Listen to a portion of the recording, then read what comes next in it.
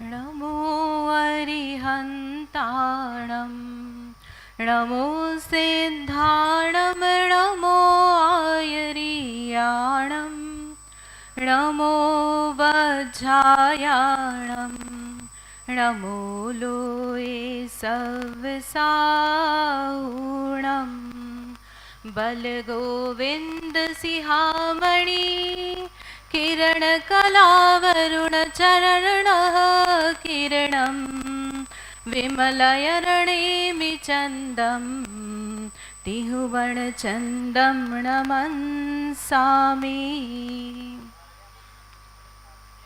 मंच पर उपस्थित आदरणीय अध्यक्ष श्री संजीव जी पंडित जी और अनिल जी पंडित जी और साथ ही में सभी समस्त श्रोतागण, यहाँ पर मेरी गोष्ठी का विषय है ढाई द्वीप संबंधित रचना। और जैसा कि अनिल जी भाई जी ने पहले जम्बूद्वीप का वर्णन बताया है, उसके आगे ही हम कंटिन्यू करेंगे। लेकिन उसको कंटिन्यू करने के पहले एक क्वेश्चन है मेरा कि भगवान कैसे हैं? वीतरागी सर्व के हितोपदेशी हैं और सात तत्व का श्रद्धान, देव शास्त्र गुरु का श्रद्धान, यह करके सम्यक तो हो जाएगा। तो हमें जैन भूगोल, जिसकी हम यहाँ चर्चा कर रहे हैं, ढाई द्वीप समझ रहे हैं, जम्बूद्वीप समझ रहे हैं, अकृत्रिम चित्यालय समझ रहे हैं, तो इन सब के समझने की क्या ज़रूरत है? आप मंदिर बना रहे हैं, मंदिर में हम प्रतिमाओं के दर्शन कर लेंगे तो हमारा काम तो हो गया। हमें यह सब ज्योग्राफी समझ में नहीं आती। आप पढ़ा रहे हैं, हम सुन रहे हैं, लेकिन हम क्यों समझें? तो उसके लिए सबसे बड़ी एक बात आती है कि जो जिनागम है उसको यदि विशेष रूप से समझना है तो उसके लिए जो भूगोल है उसको समझना ज़रूरी है कि हम कहाँ हैं, किस तरह से हैं, क्या हमारी स्थिति है। और इसके अलावा जैसे जो उसकी विशालता है, हमें लगता है कि हम पृथ्वी पर हैं, हमारा घर है। जैसे भाई साहब ने बात करी कि हमारा छोटा सा घर होता है तो भी हमें ऐसा लगता है कि हम बहुत बड़े मालिक हो गए हैं और हमने जगह जगह घूम ली, तो हमने पूरा वर्ल्ड टूर कर लिया है, हमें पता है कहाँ पर कैसा क्या चलता है। लेकिन एक्चुअल में हम कहाँ पर किस तरह से चींटी की भांति है और ये लोक कितना विशाल है, इसके स्वरूप को समझ कर ही जान पाते हैं। इसके अलावा एक विषय आता है वैरागिक, जो उत्पन्न करने वाला पंच परावर्तन है, तो उसमें क्षेत्र परावर्तन आता है, कहाँ पर किस क्षेत्र से किस किस तरह से जीव उत्पन्न होता है, मरण करता है। तो ये सब यदि हमें भूगोल का इत्यादि का ज्ञान नहीं हो तो वो हम नहीं जान पाते हैं। इसके अलावा जो हमारी डेली में हम पूजा करते हैं, विधान करते हैं, नंदीश्वर द्वीप की पूजा हुई, पंचमेरु की पूजा हुई, इसके अलावा इंद्रध्वज विधान है। तो जगह जगह पर वहाँ पर जयमाला में भूगोल से संबंधित लाइनें आती है ना, किस तरह से अकृत्रिम चैत्यालय हैं, कहाँ कहाँ पर है, कैसी सुंदर जिन प्रतिमा है। तो वो सारा वर्णन यदि हमारे दिमाग में बिल्कुल इमेजिनरी, मतलब पिक्चर के फॉर्म में यदि स्थित होता है तो हम एकदम उसको रिलेट कर पाते हैं और हमारे भाव बराबर लगते हैं। नहीं तो जैसे हम संस्कृत का भक्तामर बोलते हैं, वैसे ही यह संस्कृत जैसी भाषा हो जाती है वो जयमाला पढ़ना हमारे लिए। तो इसलिए भूगोल को समझना ज़रूरी है। और इसके साथ में भी वर्तमान में जो हमारा बाहर विदेशों में घूमकर फ़ोटो डालना, इंस्टाग्राम पे डालना, फेसबुक पे डालना, इतना हम यहाँ गए, हमने यहाँ पर वेकेशन बनाया, तो लोग बाहरी सुंदरता से जितना मोहित हो रहे हैं, उसके अलावा हमारे जिनागम में इतनी सुंदर सुंदर अकृत्रिम रचनाएं, चैत्यालय, प्रतिमाएं और ये सारा वर्णन है कि जो उसके सामने कुछ लगता ही नहीं है। तो उसको समझकर ये समझ में आता है कि यहाँ पर हम जितना घूम भी लें तो भी वो चीज़ अकृत्रिम, अनुपम है और इसमें हमारा समय लगाने से कोई प्रयोजन नहीं है। और इसके साथ में हमारी अल्पज्ञता समझ में आती है। ये यद्यपि हम बाद में भी ले सकते हैं विषय, लेकिन अल्पज्ञता यानी कि कितना हम प्राउड करते हैं, थोड़ा सा ज्ञान होने पर हम इतना जानते हैं, लेकिन इसके अलावा जगत में और क्या क्या चीज़ें हैं, कितनी चीज़ें हैं, ये सारी चीज़ों का हमको ज्ञान होता है। तो इसमें जो 3 लोक है, उस 3 लोक में त्रस नाड़ी में जो मध्य लोक है, उस मध्य लोक में हमारे जो यहाँ पर असंख्यात द्वीप समुद्र है, उसके मध्य में जम्बूद्वीप है और जम्बूद्वीप के बाद के ढाई द्वीप हैं, उसको यहाँ पर हम देखेंगे। तो जो मध्य लोक है वो कैसा है, रेक्टेंगुलर फॉर्म में है और 3 डायमेंशनल में यदि हम देखें तो ऐसे चपटे आकार का जो है वह उस रूप में आपको दिखाई देगा। यहाँ पर नीचे जो है ना ये, हाँ, और उसमें ये पूरे असंख्यात द्वीप समुद्र 2.5 उद्धार सागर के जितने समय हैं उतने ना 2.5 उद्धार सागर। एक सागर में कितने पल्ले होते हैं? 10 कोड़ा कोड़ी पल्ले एक सागर में होते हैं। तो इतने मतलब एक पल्ले में असंख्यात वर्ष और असंख्यात समय, तो ऐसे करके जो द्वीप समुद्र है ना थोड़े से नहीं है, बहुत सारे हैं। और असंख्यात है तो इसका मतलब जैसे भाई साहब ने कहा था कि असंख्यात जम्बू द्वीप है, तो जम्बू द्वीप नाम के ही आपको जो द्वीप हैं वो अन्य और रिपीटेटिव मिल जाएंगे, क्योंकि शब्द तो संख्यात हैं और द्वीप समुद्र असंख्यात है। तो जो हम यहाँ पर द्वीप समझेंगे धातकी खंड, पुष्करार्ध, तो वही नाम वाले और भी द्वीप समुद्र आगे आएंगे। तो हमें तो यहाँ प्रयोजन किससे है? हमारे जो 2.5 द्वीप है उनसे प्रयोजन है। तो जम्बू द्वीप 1 लाख योजन का है, उसके बाद एक समुद्र, यानी एक द्वीप एक समुद्र, एक द्वीप एक समुद्र, इस तरह से यहाँ पर पूरे द्वीप समुद्रों की रचना है, जिसमें दुगुनी दुगुनी उसकी जो व्यास है वो दुगुना होता जाता है। दुगुना इन द सेंस जैसे जम्बू द्वीप 1 लाख योजन का है, तो उसके बाद में एक समुद्र आएगा लवण समुद्र, और उसका जो व्यास है वो कितना हो जाएगा? 2 लाख योजन। ठीक है, फिर उस लवण समुद्र के बाद योजन लेंगे और उसको फिर उसका पूरा मध्य से लेकर के व्यास कैलकुलेट करते जाएंगे। तो इसी तरह से तीसरा है पुष्करवर द्वीप, जहाँ तक जाकर के हमको विषय जो है अपना यहीं तक रखना है, पूरा करना है। तो कालोदधी समुद्र का जो व्यास है वो कितना आया है? 8 लाख योजन। तो पुष्करवर द्वीप का जो व्यास है वो कितना हो जाएगा? इसका डबल, कितना हो जाएगा? 16 लाख योजन। तो दोनों तरफ का 16 लाख योजन मिलाएंगे, तो यदि इन सब को हम मिलाएं तो कितना हो जाता है? 61 लाख हो जाता है, 61 लाख योजन। 61 लाख योजन है, लेकिन हम तो बोलते हैं कि 2.5 द्वीप कितना बड़ा होता है? 45 लाख योजन का होता है ना। और सिद्धशिला है, पहला इंद्रक विमान है, इंद्रक बिल है, ये सब 45 लाख योजन के। तो आप तो क्या लेकर आ गए? 61 लाख योजन। ये तो मैच ही नहीं हो रहा है। तो एक्चुअल में क्या है, ये जो पुष्करवर द्वीप तीसरा जो है ये पूरा नहीं लेना है। हम 2.5 द्वीप बोलते हैं ना, तो देखा जाए तो जम्बू द्वीप, लवण समुद्र, फिर धातकी खंड द्वीप, फिर उसके बाद में क्या आया? कालोदधी समुद्र, और फिर पुष्कर द्वीप। तो ऐसे करके 5वां द्वीप हो गया अगर कंटिन्यूटी में देखें। लेकिन हम क्या बोलते हैं? 2.5 द्वीप। तो द्वीप द्वीप को काउंट करें तो जम्बू द्वीप, फिर धातकी खंड द्वीप और पुष्करवर द्वीप, तो तीसरा द्वीप है। लेकिन ये तीसरा द्वीप पूरा नहीं होता है ना, उसको हम आधा ही लेते हैं। तो उसमें आधा लेंगे तो क्या हो जाएगा? जो पुष्करवर द्वीप है उसको आधा, पूरा सर्कल से एक मानुषोत्तर पर्वत जो बनाते हैं, तो 16 लाख योजन की जगह कितना हो जाता है? वह 8 लाख योजन ही होता है। तो इन सबको यदि हम कैलकुलेट करें तो कितना होता है? जम्बू द्वीप 1 लाख योजन का, फिर दोनों तरफ से लवण समुद्र का मिलाएंगे 4 लाख योजन, 8 लाख योजन घातकी खंड के दोनों तरफ से मिलाकर, कालोदधी के 8 लाख, और पुष्करवर का 8 और 8, दोनों तरफ का 8-8 मिलाएंगे।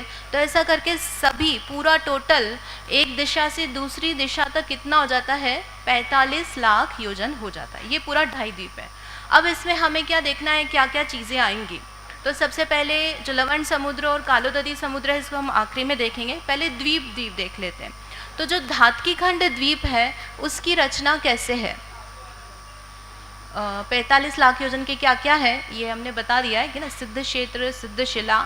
सिद्ध क्षेत्र से मतलब है कि सिद्धशिला से काफ़ी ऊपर जाकर सिद्ध भगवान है अंतिम बात वलय में, और वहाँ पर वो जो जितना एरिया है जिसमें सिद्ध भगवान है वो भी 45 लाख योजन का है। तो सिद्धशिला अलग हो गई और सिद्ध क्षेत्र अलग हो गया। तो इस तरह से ये सभी 45 लाख योजन के हैं। अब इसमें कैसे याद रखना है जो रचना है ना, भाई साहब ने जम्बूद्वीप की रचना बताई, तो बहुत सारा मतलब कंफ्यूज हो जाते हैं लोग, और नक्शा देखते हैं तो हम कई बार ऐसे हो जाता है कि आप बता देते हो लेकिन हमें बस उसी समय रहता है कि हाँ ये चीज़ें हैं। तो क्या याद करना, आप 2.5 द्वीप बताओगे हमसे तो याद ही नहीं हो पाएगा। तो बहुत सरल तरीका है कि आधा जम्बूद्वीप आप याद कर लीजिए। आधा जम्बूद्वीप आप याद कर लो तो पूरा 2.5 द्वीप याद हो जाएगा। कैसे हो जाएगा कि कोई भी क्षेत्र है तो उसको हमको पार्टीशन करना है। तो पार्टीशन करना है तो कैसे करते हैं पार्टीशन, कि आप बीच में एक लाइन खींच दो। है ना। जैसे एक स्क्वायर है, उसमें हमने एक लाइन खींच दी तो कितने पार्टीशन हो जाएंगे, उसमें 2 पार्टीशन हो जाएंगे। 2 लाइनें खींचेंगे तो कितने पार्टीशन हो जाएंगे, 3 हो जाएंगे, है ना। 4 लाइनें खींचेंगे तो कितने पार्टीशन हो जाएंगे, 5। मतलब जितनी लाइन खींच रहे हो उससे ज़्यादा पार्टीशन होगा, एक पार्टीशन ज़्यादा। तो इसे जम्बूद्वीप में हम क्या बोलते हैं, 6 पर्वत हैं। तो 6 पर्वत से कितने पार्टीशन हो जाएंगे, 7। तो वो जो 6 पर्वत है उसमें हम 3 पर्वत वाला भाग लेंगे। जैसे यहाँ आधा जम्बूद्वीप दिखा रहे हैं, तो यह आधा जम्बूद्वीप है, इसमें क्या लेना, विदेह क्षेत्र आधा, है ना, उसके ऊपर नील, रुक्मी, शिखरी, ये 3 पर्वत। मतलब इतना जो रचना है इसको आप क्या करना, ऐसे की ऐसे उल्टा कर देना। उल्टा करना यानी मिरर इमेज बोलते ना, उल्टा करना। और एक मिरर इमेज, मिरर इमेज में क्या होता है कि लेफ्ट जो है ये हमारा इधर सामने दिखता है, ऐसा उल्टा दिखता है। तो ऐसे कि ऐसे जो जम्बूद्वीप है आप इसको क्या करिए, नीचे कर दीजिए, पूरा की पूरा आधा उल्टा, जैसा ऊपर है उसको ऐसा फ्लैप कर दीजिए।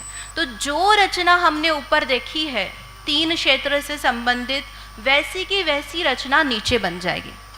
तो ये पूरा जम्बूद्वीप हो गया। मतलब नाम अलग अलग हो जाएंगे क्षेत्र और द्वीपों के, लेकिन जो रचना है, रचना में अंतर नहीं है। जैसा भरत क्षेत्र की 6 खंड की रचना है, वैसी की वैसी ऐरावत क्षेत्र की 6 खंड की रचना है ना। जैसी हिमवन पर्वत, उसके ऊपर जो क्षेत्र है, जगन्य भोग भूमि है, जितना उसका विस्तार है, वो सारी की सारी रचना आप ऐरावत क्षेत्र के नीचे वाले क्षेत्र पर्वत पर करना, मतलब वो डुप्लीकेट कर देना सारे मेजरमेंट।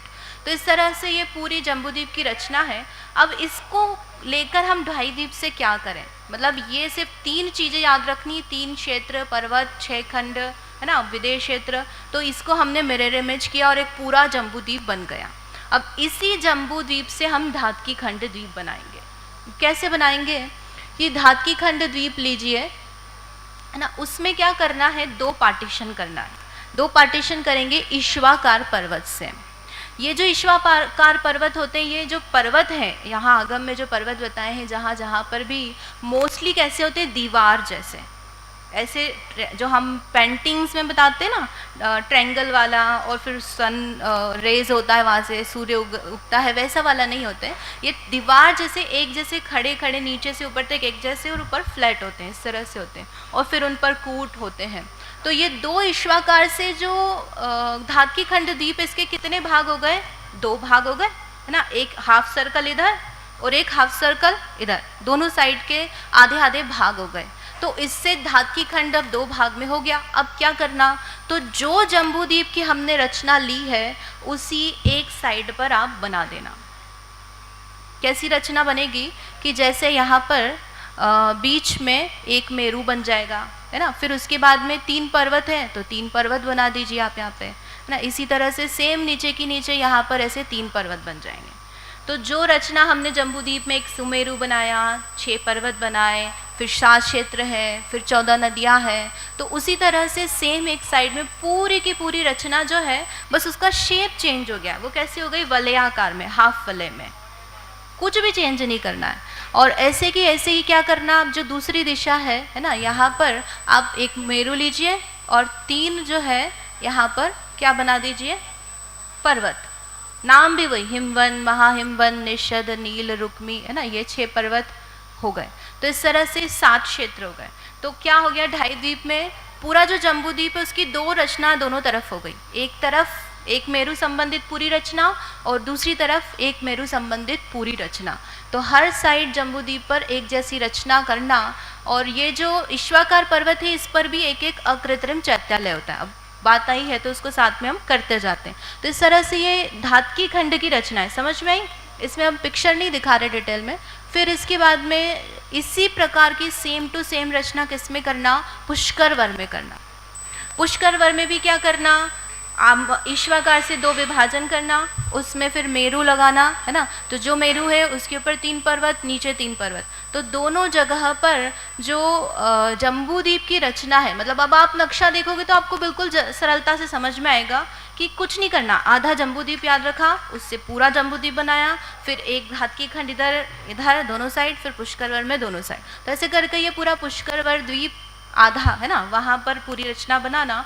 तो पुष्करार्ध हम उसको कहेंगे। तो ये ढाई द्वीप की रचना हो जाती है सामान्य से। फिर इसके बाद में अब क्या विशेषता है, यदि हम धातकी और पुष्करार्ध द्वीप में देखें तो जम्बू द्वीप में जो थी चीज़ें उनसे सब में क्या कर लेना, डबल डबल कर लेना। जम्बू द्वीप में एक मेरू है तो यहाँ पर कितने मेरू हो जाएंगे, 2 मेरू ना। जम्बू द्वीप में 7 क्षेत्र हैं तो यहाँ कितने हो जाएंगे, 14। पर्वत कितने हो जाएंगे, 6 पर्वत है तो यहाँ 12 ना। सरोवर हैं तो 6 सरोवर हैं तो 12 सरोवर, और नदियाँ 14 की जगह 28। तो ये सारी चीज़ें जो है सब डबल डबल। क्यों डबल हुई, क्योंकि मेरू संबंधित एक जैसी रचना है। तो 2 मेरू हैं तो सारी चीज़ें कैसी हो जाएंगी, डबल हो जाएंगी। फिर इसके बाद में अब 2.5 द्वीप के जो मेरू हैं, पंच मेरू जो हम बोलते हैं, तो कौन कौन से मेरू कहाँ कहाँ पर है, तो सबसे बीच में तो होता है सुदर्शन मेरू। सुदर्शन मेरू जो है उसी की हाइट जितना मध्यलोक होता है, 1,40,000 योजन प्रमाण। और उसके बाद जो है धातकी खंड और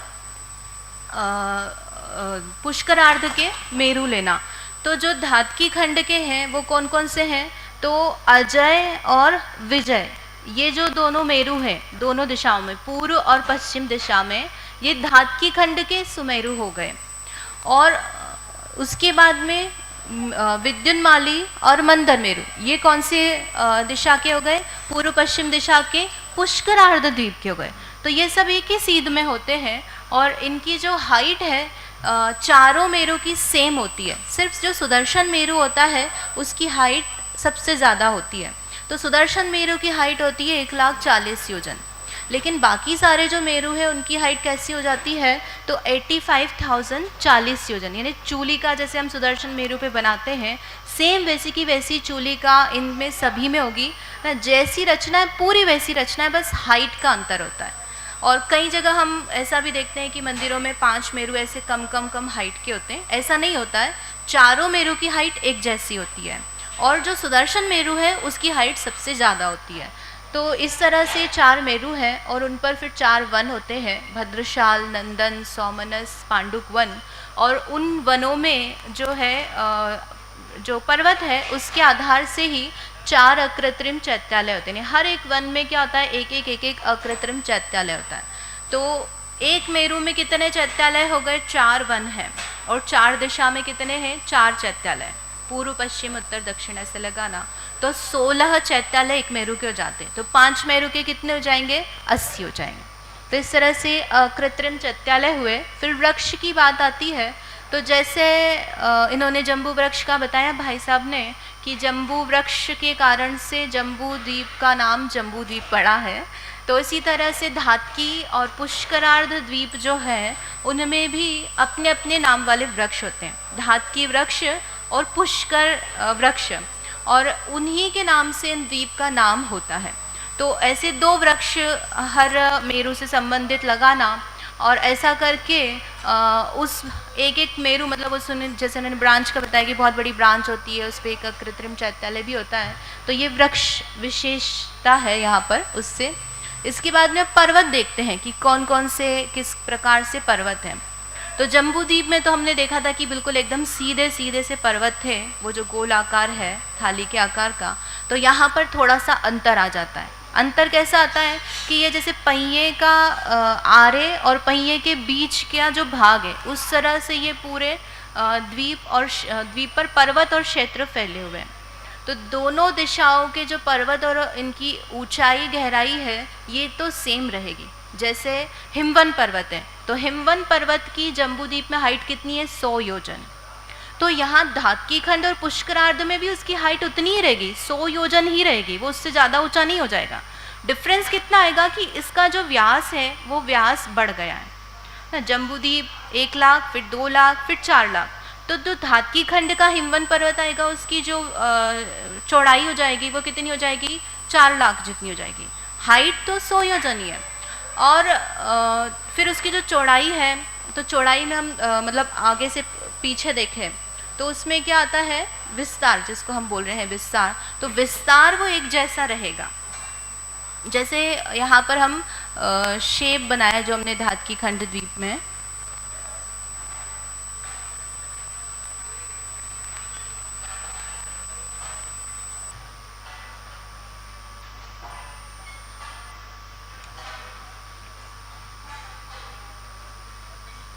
यहाँ पर जो क्षेत्र बन रहे हैं तो यहाँ चौड़ा ज़्यादा है, जैसे बाहर की तरफ देखें इसकी जो परिधि है, और अंदर की तरफ जो है कम चौड़ा है। तो यहाँ पर पर्वतों में ऐसा नहीं आएगा, यानी पर्वत जो है वो तो एक जैसा ही चौड़ा रहेगा, उसमें ऐसा नहीं होगा कि अंदर की साइड कम चौड़ा बाहर जाकर ज़्यादा चौड़ा हो जाएगा। जो क्षेत्र है उन क्षेत्रों में ऐसा होता है कि वो अभ्यंतर परिधि जिसको हम बोलेंगे वहाँ पर उसका विस्तार कम होगा, और बाहर जाकर के जो उसका विस्तार है वो ज़्यादा हो जाएगा। तो जो क्षेत्र पर्वत है वो पर्वत कैसे हो गए, वो तो एक जैसे ही हो गए। फिर इसके बाद में क्षेत्र है,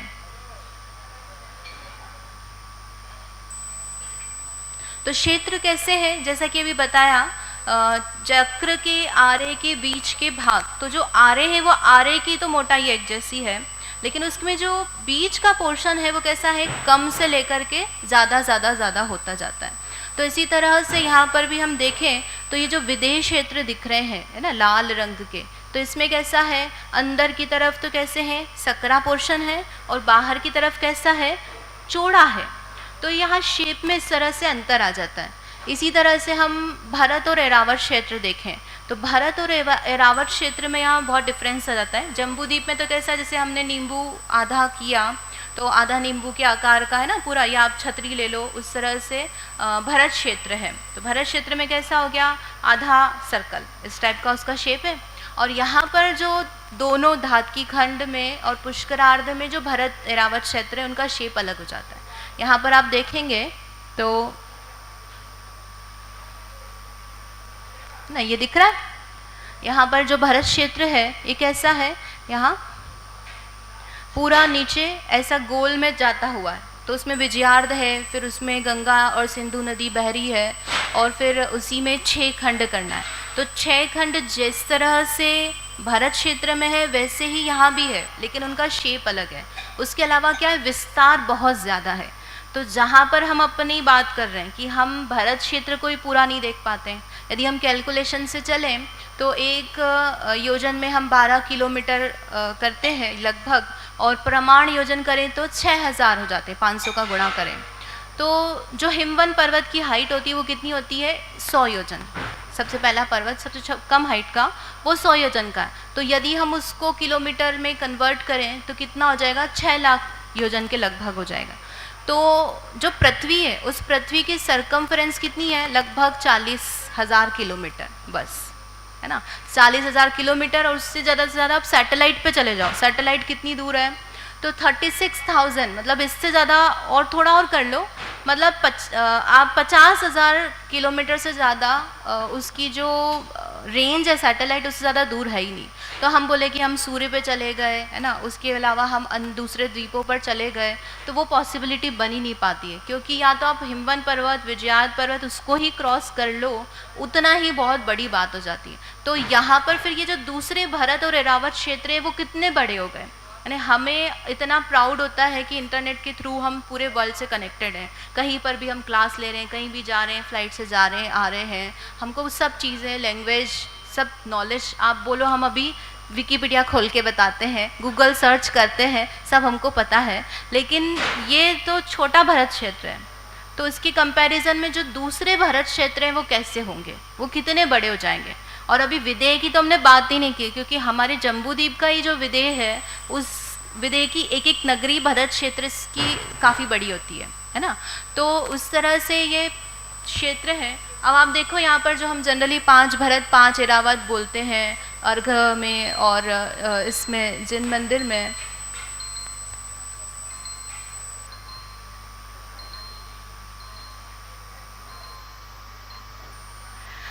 तो यहाँ पर ये नीचे की साइड में जो है यहाँ 5 भरत आपको दिख जाएंगे एक साथ, है ना। ऊपर जम्बूद्वीप का भरत क्षेत्र, फिर नीचे यहाँ पर इधर ईश्वाकार के साइड में धातकी खंड का, और उसी में पुष्करार्ध का आधा जो है भरत क्षेत्र है। इसके अलावा इसी तरह से अब दूसरी साइड जाना उसमें, तो दोनों तरफ भरत क्षेत्र जो है दोनों के नीचे नीचे आएंगे धातकी खंड में। इसी तरह से पुष्करार्ध में भी नीचे नीचे, तो सारे 5 भरत क्षेत्र नीचे आएंगे, 5 एरावत क्षेत्र ऊपर आएंगे। तो इस तरह से सामान्य से इसमें क्या है, 5 भरत 5 एरावत आदि की रचना है।